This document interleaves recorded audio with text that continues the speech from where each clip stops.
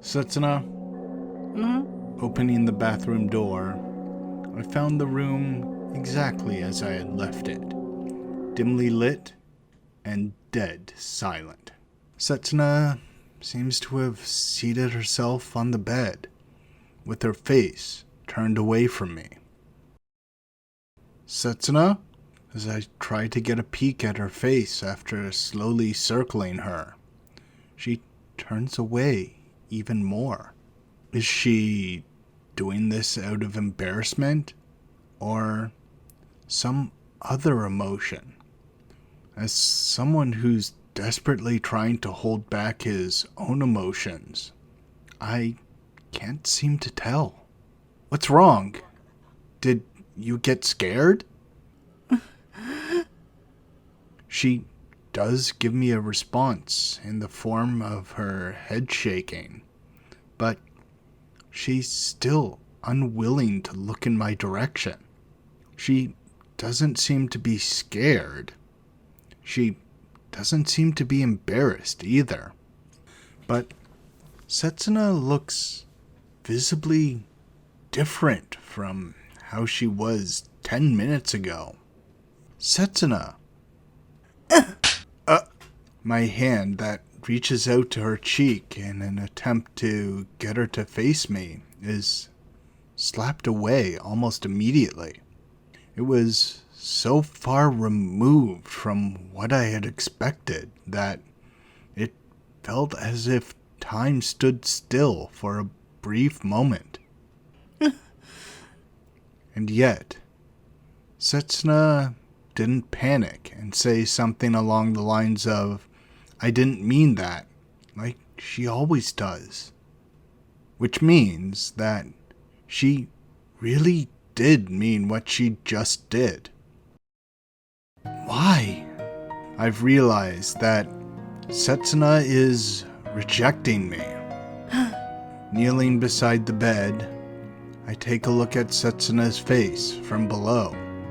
The flushed red skin she had when she got out of the bath is gone, and replacing it is a porcelain white complexion, coupled with an ice-cold expression. In contrast to the coolness of the rest of her body, her downcast eyes look heated and reddened.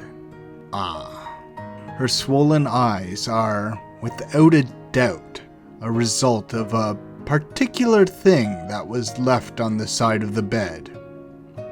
Sorry, I forgot to close it. Kazusa's gaze is set on both of us as she remains within the picture. Should the person we don't want looking at us the most happen to stare at what we're about to do, we will definitely feel disturbed in some way, even if only a little.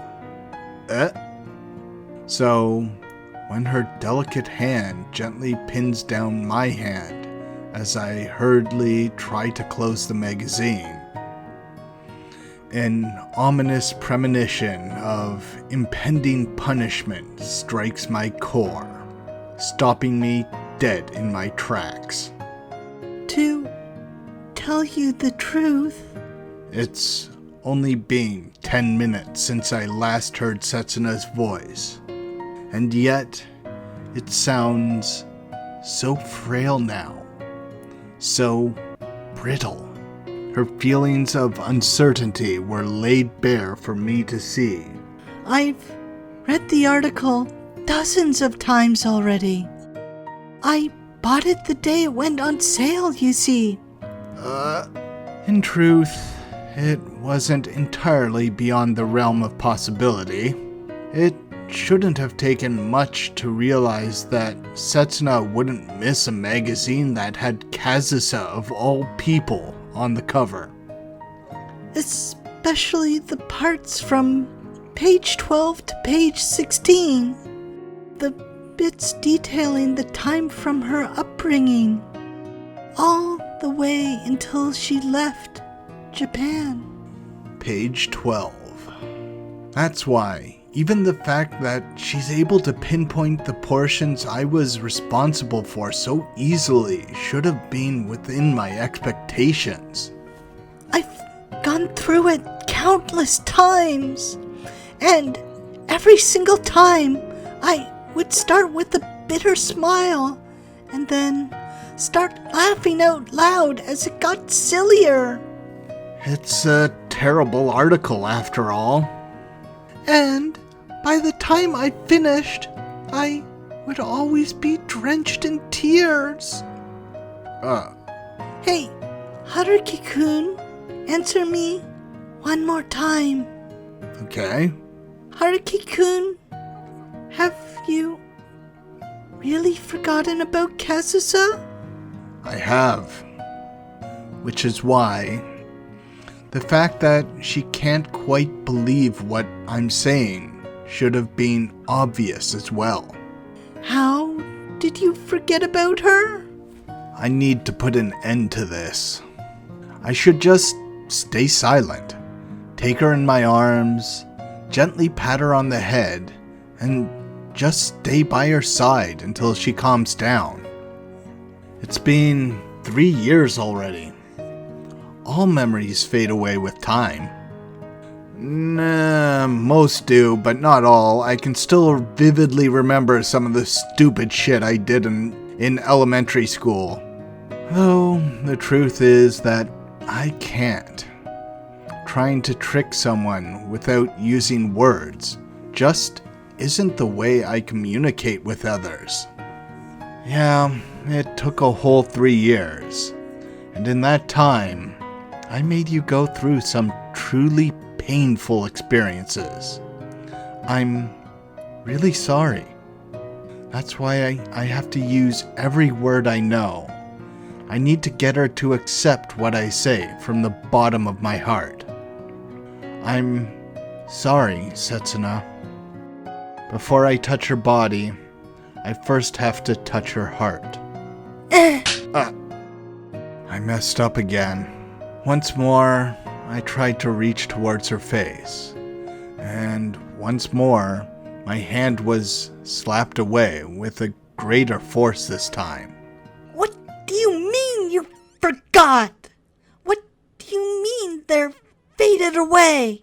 But even if I'm using every word I can, if those words can't reach her, trying to touch her heart is...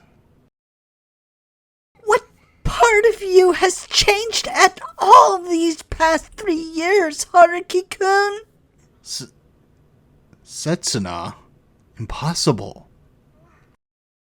I'll just be honest with you, alright? Setsuna is no longer the same woman who so unabashedly entrusted her body to me as we entered the hotel. Since you won't tell me the truth, I'm going to snap now, okay? Finally facing me with her red, swollen eyes, she unhesitantly rejected me, as if she's given everything up. I've read this article dozens of times, and every time I did, I laughed and I cried. Both my heart and body searched unbearably, and I'd spend the nights alone hugging myself. After all, what you're saying hasn't changed at all.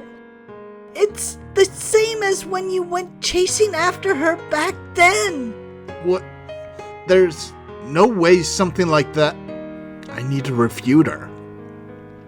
Because I can't just trick her with an embrace anymore. Because the only thing I'm good at is defeating others with my words. I used her. I sold her out. I was just trying to get attention. So I wrote a silly and interesting article full of bad-mouthing her and... With an article so filled with love? With an article overflowing with your feelings for Kazusa? But All it took was a single sentence from her to silence me. That's right! You were always speaking ill of Kazusa. You always felt embarrassed or proud, almost like you were talking about yourself. It all seemed like insults at first, but you were also trying your best to defend her at the same time. And you tried to hide your embarrassment behind your excessive preaching at the end of it. This article, it's using the same words you used back then, Haruki-kun. Even though words of rebuttal are coming to mind, my mouth refuses to say them. After making me read such a touching love letter, just how do you expect me to accept all this? That wasn't what I had meant to do at all. I just wanted them to use my article, to exaggerate it a little bit, and if it came out poorly, just make something up. All I wanted to do was to make myself look good with it. It had nothing to do with my feelings for Kazusa. I just wrote down a bunch of stuff that was well suited for a story. Liar! Haruki-kun, you liar! Liar! Liar! Liar! Liar! But how? You didn't have to go so far as to call out the lie I fabricated for myself, did you?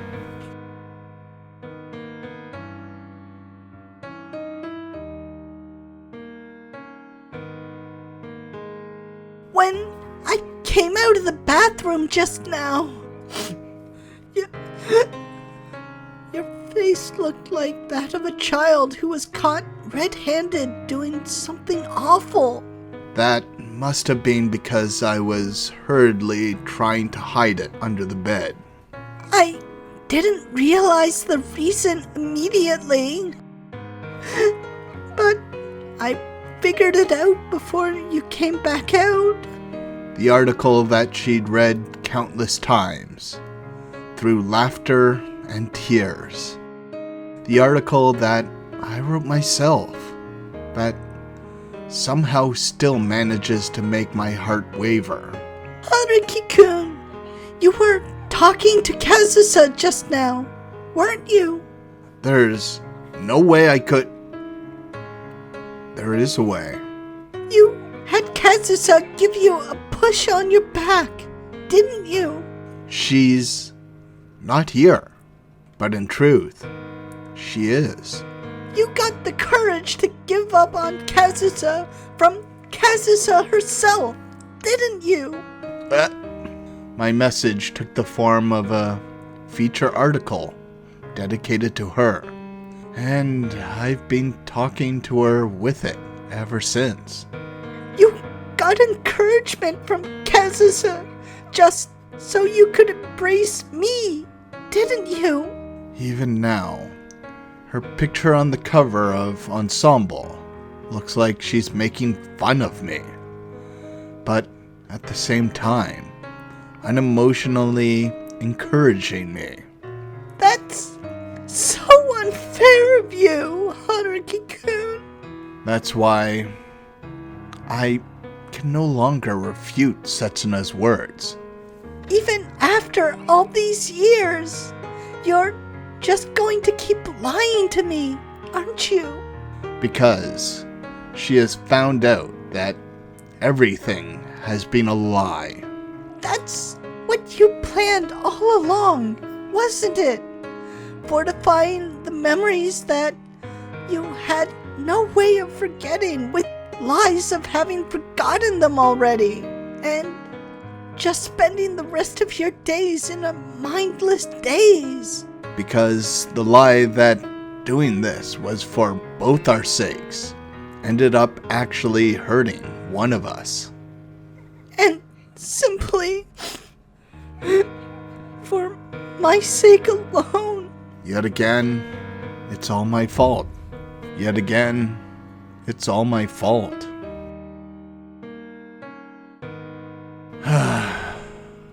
It's the night of Christmas Eve, and the date is about to change. The snow that was piling up on the streets a while ago is now simply continuing to pile up.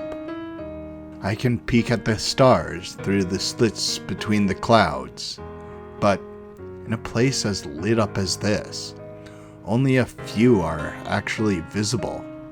The lights in the nearby station are still lit, signaling the fact that I still have a means to get home, as if warmly welcoming me after I've been miserably forced out of this place full of lovers. As I slowly make my way towards the station, I can hear the sound of the snow that's just beginning to freeze over, being crushed beneath me.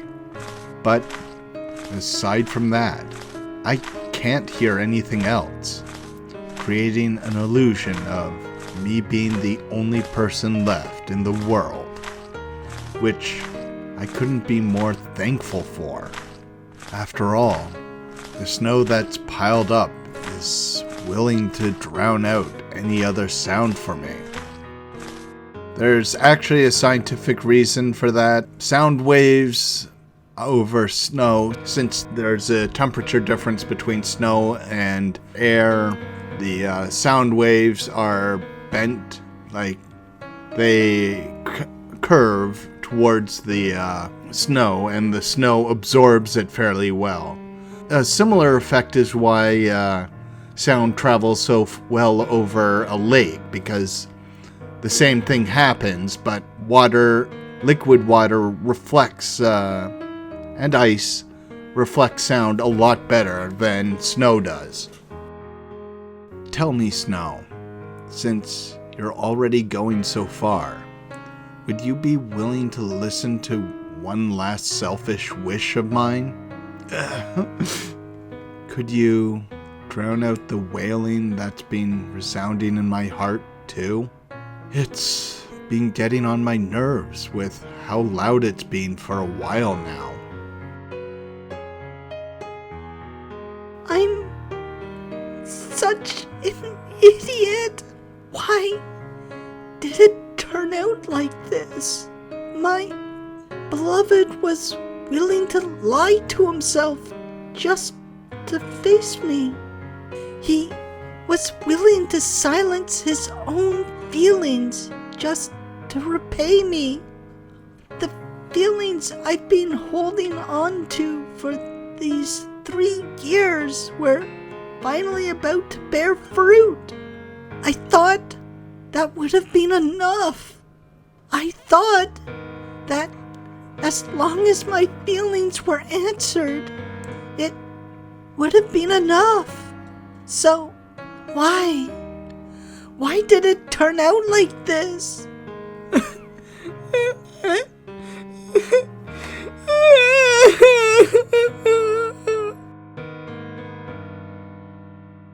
The next train for Line 3 is scheduled to arrive at 12:55 a.m. This will be the final train of the day. Please take care not to miss it. Thanks to the snow messing up the schedule, I made it in time for the last train of the day. But because of the snow messing up the schedule, transfers are going slowly, so I'm forced to wait at this station for 15 minutes. I rest myself on the seat that I somehow managed to obtain and stare at the floor, but I can't even last a single minute before standing back up again. Because if neither the scenery around me nor my body itself are moving, all kinds of unnecessary thoughts will start popping up in my head.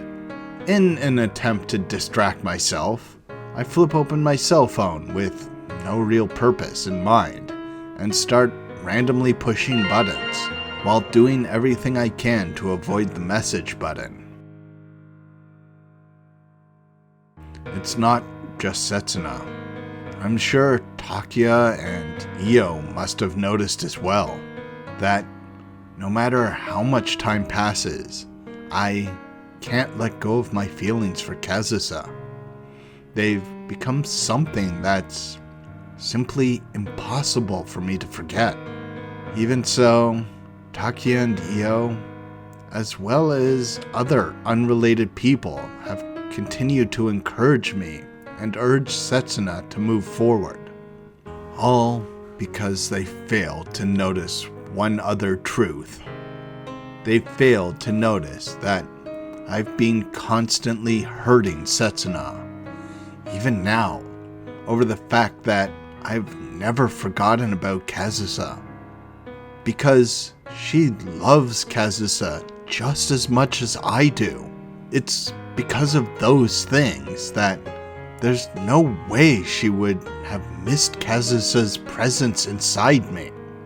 Whenever she tries to dig her way into my heart, she always finds herself face to face with the memories of Kazusa that reside there.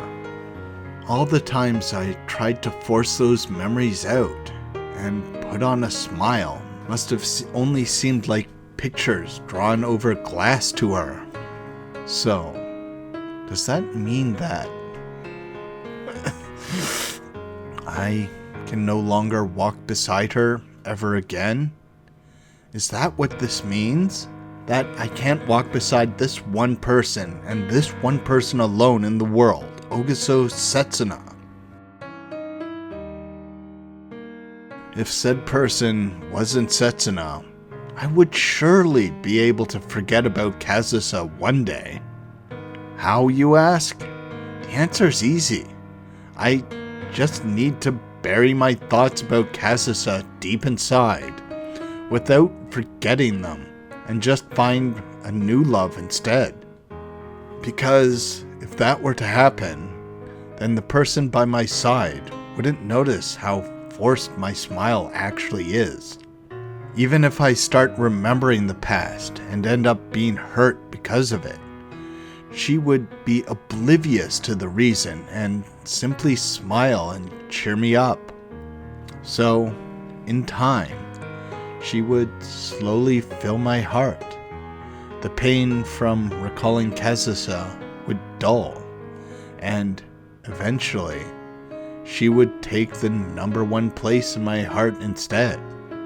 Ignorance is bliss isn't a phrase I particularly like, but by following this phrase, time would solve everything. If it was someone other than Setsuna. The train on line 3 is now approaching. Please stand behind the yellow line. Because if it was Setsuna, there's no way we could make it through the transition. If I reminisce about the past, if I end up hurting because of it, it'll just bounce between us, back and forth, hurting us more and more. And just like today, we'd come to a standstill, both of us having lost the courage to move forward. Surely Kazusa must have forgotten all about someone like me. She might have even forgotten Setsuna as well. And yet, we're still so hung up about the three of us, sending our foolish selves down this path of self-destruction. There are things that can't be resolved, even if you love the person. I hate those words from the bottom of my heart. But perhaps not being together anymore would be for the... As if trying to match the train's rumbling noise in a chaotic harmony, I erupt in a voice resembling a scream. I don't want to think about coming to any kind of conclusion about all this, so I should have just stopped thinking about it altogether. But Setsuna's smile, Setsuna's sighs, and Setsuna's face drenched in tears. These images keep popping up in my head one after another, forcing my emotions to helplessly wander in all sorts of directions. I want to feel warmth. I want to meet someone. I want to connect with someone. Thanks for watching. This episode's a little short because this is the branching point between Koharu and Chiaki's route. So, if you want to continue with Koharu, do absolutely nothing. It's the next one in the playlist. If you would like to continue with Chiaki's, I'm going to put a thing up in the corner, so you can go there. But that's going to go there as soon as I get that recorded, which may be a while from now. So, enjoy.